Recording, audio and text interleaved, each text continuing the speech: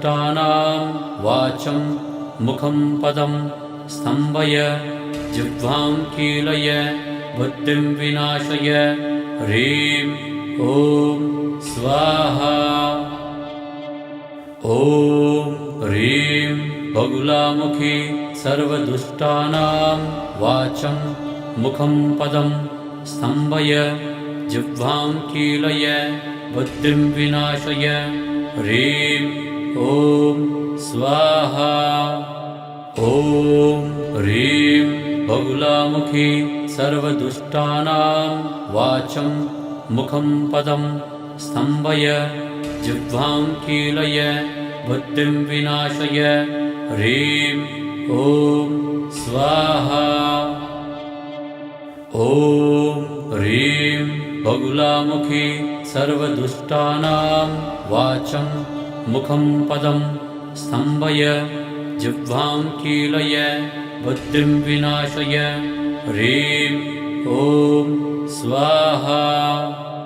ॐ ह्रीं बगुलामुखी सर्वदुष्टानां वाचं मुखं पदं स्तम्भय जिह्वां कीलय बुद्धिं विनाशय ह्रीं ॐ स्वाहा।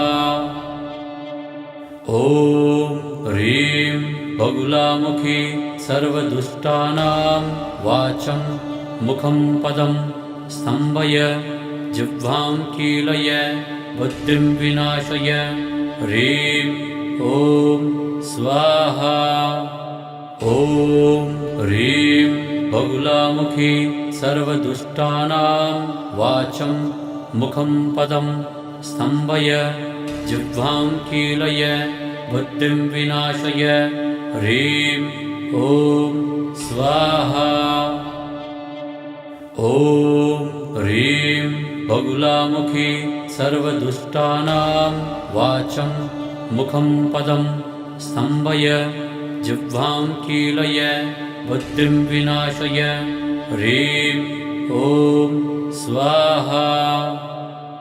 ॐ ह्रीं बगुलामुखी सर्वदुष्टानां वाचं मुखं पदं स्तम्भय जिह्वां कीलय बुद्धिं विनाशय ह्रीं ॐ स्वाहा। ॐ ह्रीं बगुलामुखी सर्वदुष्टानां वाचं मुखं पदं स्तम्भय जिह्वां कीलय बुद्धिं विनाशय ह्रीं ॐ स्वाहा। ॐ ह्रीं बगुलामुखी सर्वदुष्टानां वाचं मुखं पदं स्तम्भय जिह्वां कीलय बुद्धिं विनाशय ह्रीं ॐ स्वाहा। ॐ ह्रीं बगुलामुखी सर्वदुष्टानां वाचं मुखं पदं स्तम्भय जिह्वां कीलय बुद्धिं विनाशय ह्रीं ॐ स्वाहा। ॐ ह्रीं बगुलामुखी सर्वदुष्टानां वाचं मुखं पदं स्तम्भय जिह्वां कीलय बुद्धिं विनाशय ह्रीं ॐ स्वाहा। ॐ ह्रीं बगुलामुखी सर्वदुष्टानां वाचं मुखं पदं स्तम्भय जिह्वां कीलय बुद्धिं विनाशय ह्रीं ॐ स्वाहा। ॐ ह्रीं बगुलामुखी सर्वदुष्टानां वाचं मुखं पदं स्तम्भय जिह्वां कीलय बुद्धिं विनाशय ह्रीं ॐ स्वाहा। ॐ ह्रीं बगुलामुखी सर्वदुष्टानां वाचं मुखं पदं स्तम्भय जिह्वां कीलय बुद्धिं विनाशय ह्रीं ॐ स्वाहा। ॐ ह्रीं बगुलामुखी सर्वदुष्टानां वाचं मुखं पदं स्तम्भय जिह्वां कीलय बुद्धिं विनाशय ह्रीं ॐ स्वाहा। ॐ ह्रीं बगुलामुखी सर्वदुष्टानां वाचं मुखं पदं स्तम्भय जिह्वां कीलय बुद्धिं विनाशय ह्रीं ॐ स्वाहा। ॐ ह्रीं बगुलामुखी सर्वदुष्टानां वाचं मुखं पदं स्तम्भय जिह्वां कीलय बुद्धिं विनाशय ह्रीं ॐ स्वाहा। ॐ ह्रीं बगुलामुखी सर्वदुष्टानां वाचं मुखं पदं स्तम्भय जिह्वां कीलय बुद्धिं विनाशय ह्रीं ॐ स्वाहा। ॐ ह्रीं बगुलामुखी सर्वदुष्टानां वाचं मुखं पदं स्तम्भय जिह्वां कीलय बुद्धिं विनाशय ह्रीं ॐ स्वाहा। ॐ ह्रीं बगुलामुखी सर्वदुष्टानां वाचं मुखं पदं स्तम्भय जिह्वां कीलय बुद्धिं विनाशय ह्रीं ॐ स्वाहा। ॐ ह्रीं बगुलामुखी सर्वदुष्टानां वाचं मुखं पदं स्तम्भय जिह्वां कीलय बुद्धिं विनाशय ह्रीं ॐ स्वाहा। ॐ ह्रीं बगुलामुखी सर्वदुष्टानां वाचं मुखं पदं स्तम्भय जिह्वां कीलय बुद्धिं विनाशय ह्रीं ॐ स्वाहा। ॐ ह्रीं बगुलामुखी सर्वदुष्टानां वाचं मुखं पदं स्तम्भय जिह्वां कीलय बुद्धिं विनाशय ह्रीं ॐ स्वाहा। ॐ ह्रीं बगुलामुखी सर्वदुष्टानां वाचं मुखं पदं स्तम्भय जिह्वां कीलय बुद्धिं विनाशय ह्रीं ॐ स्वाहा। ॐ ह्रीं बगुलामुखी सर्वदुष्टानां वाचं मुखं पदं स्तम्भय जिह्वां कीलय बुद्धिं विनाशय ह्रीं ॐ स्वाहा। ॐ ह्रीं बगुलामुखी सर्वदुष्टानां वाचं मुखं पदं स्तम्भय जिह्वां कीलय बुद्धिं विनाशय ह्रीं ॐ स्वाहा। ॐ ह्रीं बगुलामुखी सर्वदुष्टानां वाचं मुखं पदं स्तम्भय जिह्वां कीलय बुद्धिं विनाशय ह्रीं ॐ स्वाहा। ॐ ह्रीं बगुलामुखी सर्वदुष्टानां वाचं मुखं पदं स्तम्भय जिह्वां कीलय बुद्धिं विनाशय ह्रीं ॐ स्वाहा। ॐ ह्रीं बगुलामुखी सर्वदुष्टानां वाचं मुखं पदं स्तम्भय जिह्वां कीलय बुद्धिं विनाशय ह्रीं ॐ स्वाहा। ॐ ह्रीं बगुलामुखी सर्वदुष्टानां वाचं मुखं पदं स्तम्भय जिह्वां कीलय बुद्धिं विनाशय ह्रीं ॐ स्वाहा। ॐ ह्रीं बगुलामुखी सर्वदुष्टानां वाचं मुखं पदं स्तम्भय जिह्वां कीलय बुद्धिं विनाशय ह्रीं ॐ स्वाहा। ॐ ह्रीं बगुलामुखी सर्वदुष्टानां वाचं मुखं पदं स्तम्भय जिह्वां कीलय बुद्धिं विनाशय ह्रीं ॐ स्वाहा। ॐ ह्रीं बगुलामुखी सर्वदुष्टानां वाचं मुखं पदं स्तम्भय जिह्वां कीलय बुद्धिं विनाशय ह्रीं ॐ स्वाहा। ॐ ह्रीं बगुलामुखी सर्वदुष्टानां वाचं मुखं पदं स्तम्भय जिह्वां कीलय बुद्धिं विनाशय ह्रीं ॐ स्वाहा। ॐ ह्रीं बगुलामुखी सर्वदुष्टानां वाचं मुखं पदं स्तम्भय जिह्वां कीलय बुद्धिं विनाशय ह्रीं ॐ स्वाहा।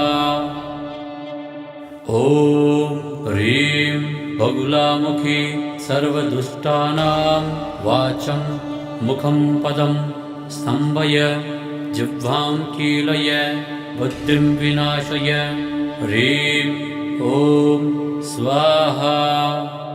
ॐ ह्रीं बगुलामुखी सर्वदुष्टानां वाचं मुखं पदं स्तम्भय जिह्वां कीलय बुद्धिं विनाशय ह्रीं ॐ स्वाहा। ॐ ह्रीं बगुलामुखी सर्वदुष्टानां वाचं मुखं पदं स्तम्भय जिह्वां कीलय बुद्धिं विनाशय ह्रीं ॐ स्वाहा। ॐ ह्रीं बगुलामुखी सर्वदुष्टानां वाचं मुखं पदं स्तम्भय जिह्वां कीलय बुद्धिं विनाशय ह्रीं ॐ स्वाहा। ॐ ह्रीं बगुलामुखी सर्वदुष्टानां वाचं मुखं पदं स्तम्भय जिह्वां कीलय बुद्धिं विनाशय ह्रीं ॐ स्वाहा। ॐ ह्रीं बगुलामुखी सर्वदुष्टानां वाचं मुखं पदं स्तम्भय जिह्वां कीलय बुद्धिं विनाशय ह्रीं ॐ स्वाहा। ॐ ह्रीं बगुलामुखी सर्वदुष्टानां वाचं मुखं पदं स्तम्भय जिह्वां कीलय बुद्धिं विनाशय ह्रीं ॐ स्वाहा। ॐ ह्रीं बगुलामुखी सर्वदुष्टानां वाचं मुखं पदं स्तम्भय जिह्वां कीलय बुद्धिं विनाशय ह्रीं ॐ स्वाहा। ॐ ह्रीं बगुलामुखी सर्वदुष्टानां वाचं मुखं पदं स्तम्भय जिह्वां कीलय बुद्धिं विनाशय ह्रीं ॐ स्वाहा। ॐ ह्रीं बगुलामुखी सर्वदुष्टानां वाचं मुखं पदं स्तम्भय जिह्वां कीलय बुद्धिं विनाशय ह्रीं ॐ स्वाहा। ॐ ह्रीं बगुलामुखी सर्वदुष्टानां वाचं मुखं पदं स्तम्भय जिह्वां कीलय बुद्धिं विनाशय ह्रीं ॐ स्वाहा। ॐ ह्रीं बगुलामुखी सर्वदुष्टानां वाचं मुखं पदं स्तम्भय जिह्वां कीलय बुद्धिं विनाशय ह्रीं ॐ स्वाहा ॐ ह्रीं बगुलामुखी सर्वदुष्टानां वाचं मुखं पदं स्तम्भय जिह्वां कीलय बुद्धिं विनाशय ह्रीं ॐ स्वाहा ॐ ह्रीं बगुलामुखी सर्वदुष्टानां वाचं मुखं पदं स्तम्भय जिह्वां कीलय बुद्धिं विनाशय ह्रीं ॐ स्वाहा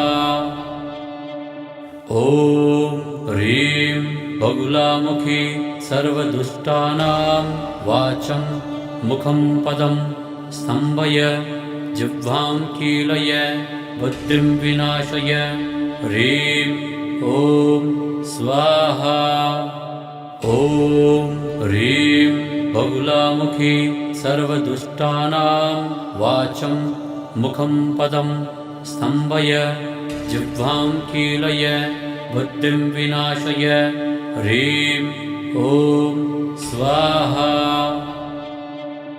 ॐ ह्रीं बगुलामुखी सर्वदुष्टानां वाचं मुखं पदं स्तम्भय जिह्वां कीलय बुद्धिं विनाशय ह्रीं ॐ स्वाहा ॐ ह्रीं बगुलामुखी सर्वदुष्टानां वाचं मुखं पदं स्तम्भय जिह्वां कीलय बुद्धिं विनाशय ह्रीं ॐ स्वाहा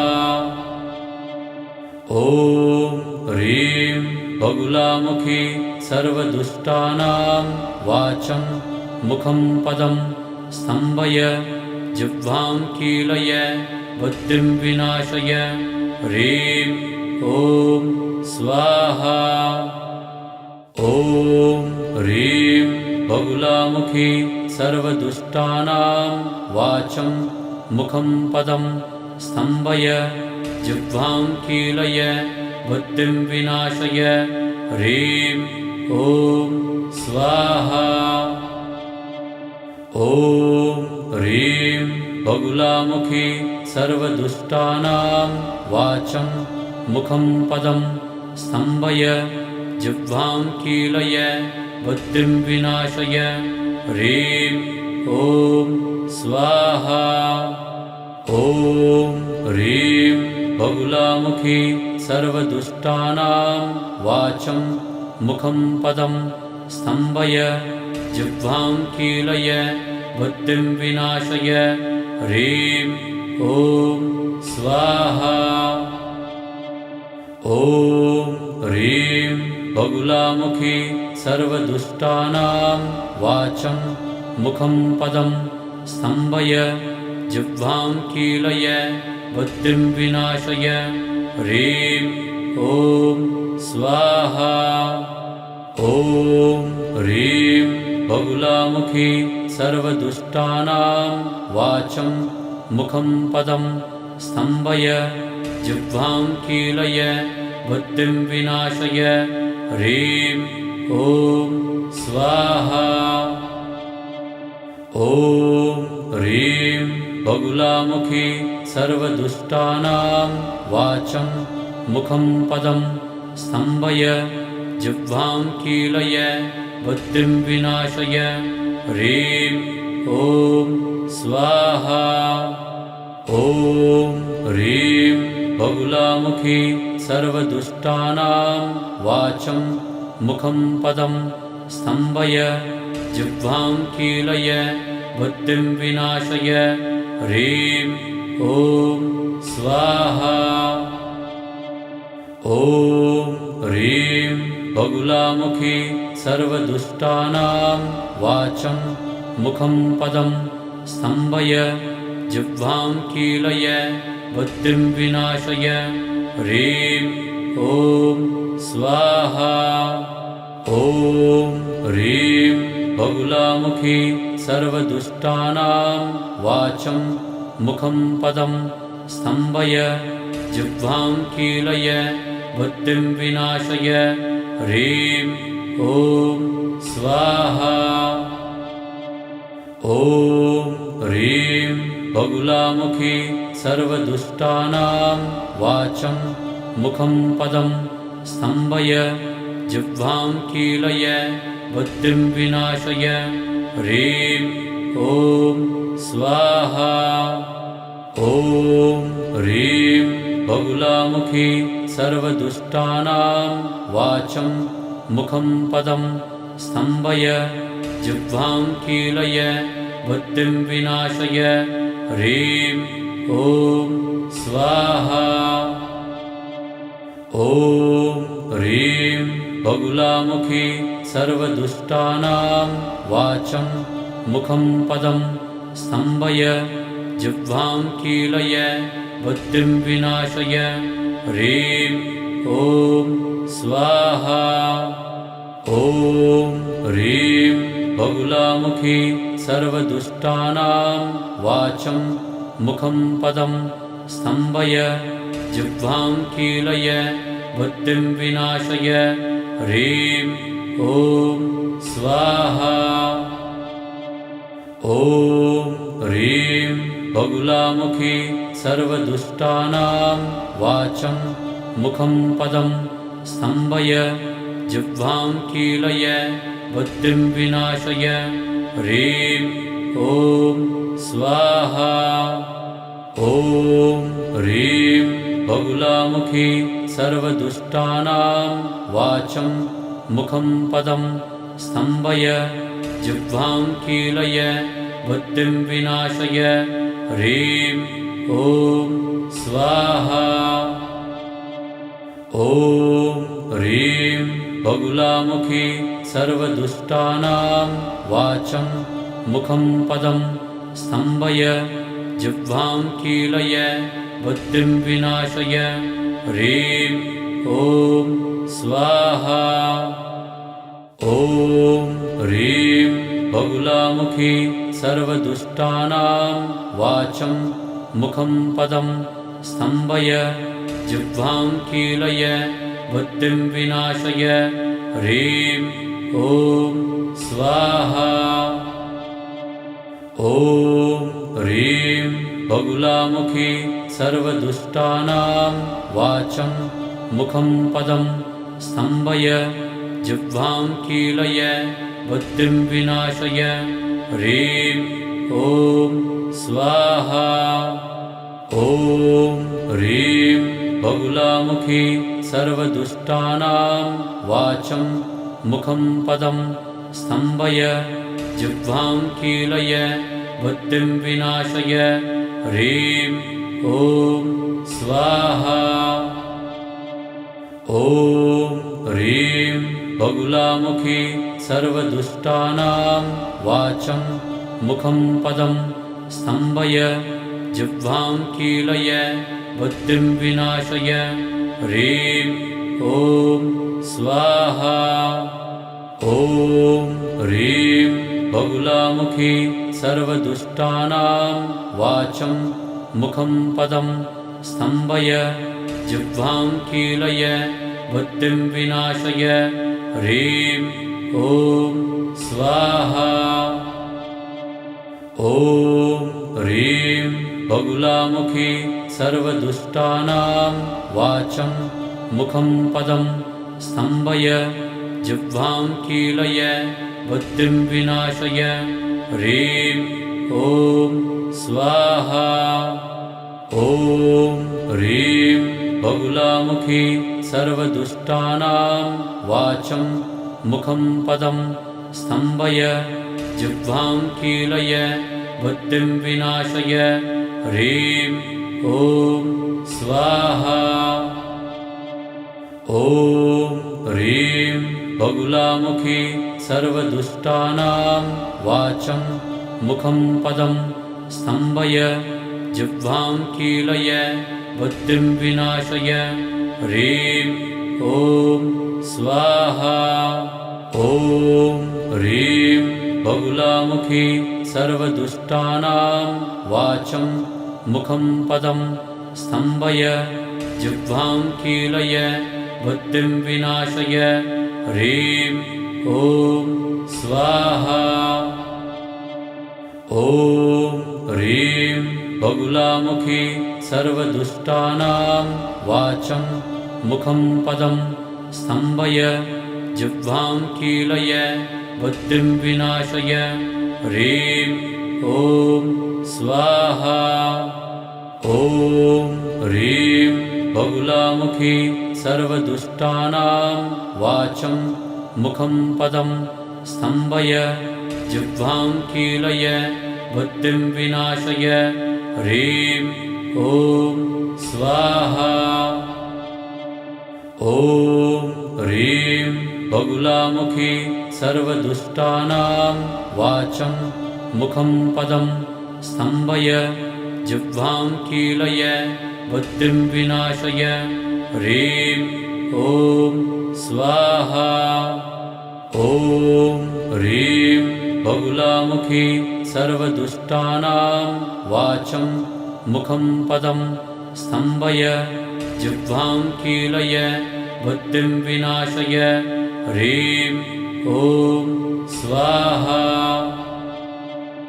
ॐ ह्रीं बहुलामुखी सर्वदुष्टानां वाचं मुखं पदं स्तम्भय जिह्वां कीलय बुद्धिं विनाशय ह्रीं ॐ स्वाहा ॐ ह्रीं बहुलामुखी सर्वदुष्टानां वाचं मुखं पदं स्तम्भय जिह्वां कीलय बुद्धिं विनाशय ह्रीं ॐ स्वाहा ॐ ह्रीं बहुलामुखी सर्वदुष्टानां वाचं मुखं पदं स्तम्भय जिह्वां कीलय बुद्धिं विनाशय ह्रीं ॐ स्वाहा ॐ ह्रीं बहुलामुखी सर्वदुष्टानां वाचं मुखं पदं स्तम्भय जिह्वां कीलय बुद्धिं विनाशय ह्रीं ॐ स्वाहा ॐ ह्रीं बहुलामुखी सर्वदुष्टानां वाचं मुखं पदं स्तम्भय जिह्वां कीलय बुद्धिं विनाशय ह्रीं ॐ स्वाहा ॐ ह्रीं बहुलामुखी सर्वदुष्टानां वाचं मुखं पदं स्तम्भय जिह्वां कीलय बुद्धिं विनाशय ह्रीं ॐ स्वाहा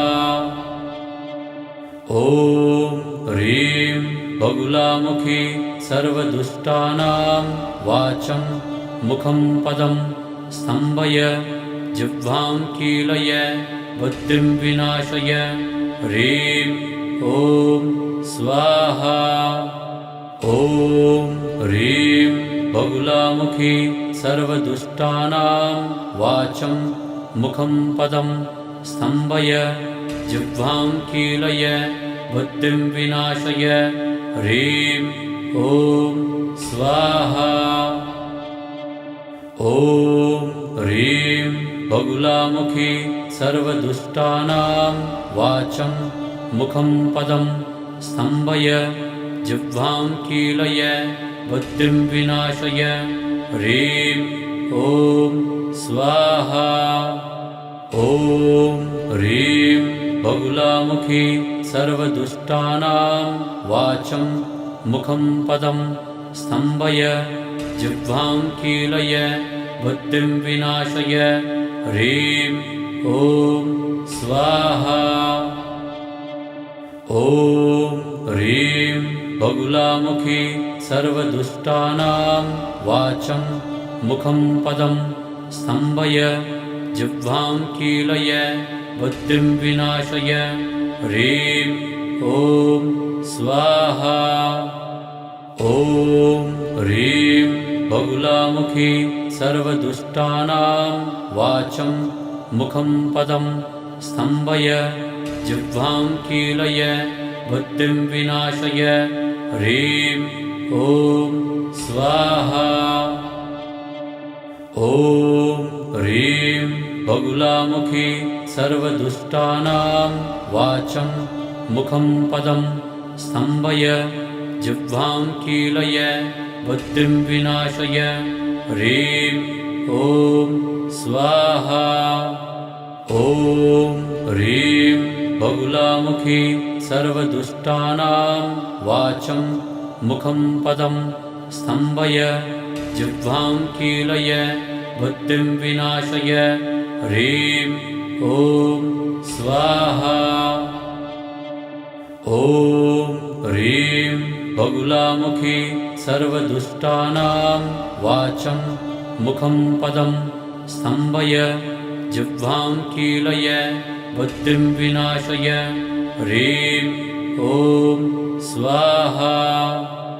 ॐ ह्रीं बगुलामुखी सर्वदुष्टानां वाचं मुखं पदं स्तम्भय जिह्वां कीलय बुद्धिं विनाशय ह्रीं ॐ स्वाहा। ॐ ह्रीं बगुलामुखी सर्वदुष्टानां वाचं मुखं पदं स्तम्भय जिह्वां कीलय बुद्धिं विनाशय ह्रीं ॐ स्वाहा। ॐ ह्रीं बगुलामुखी सर्वदुष्टानां वाचं मुखं पदं स्तम्भय जिह्वां कीलय बुद्धिं विनाशय ह्रीं ॐ स्वाहा।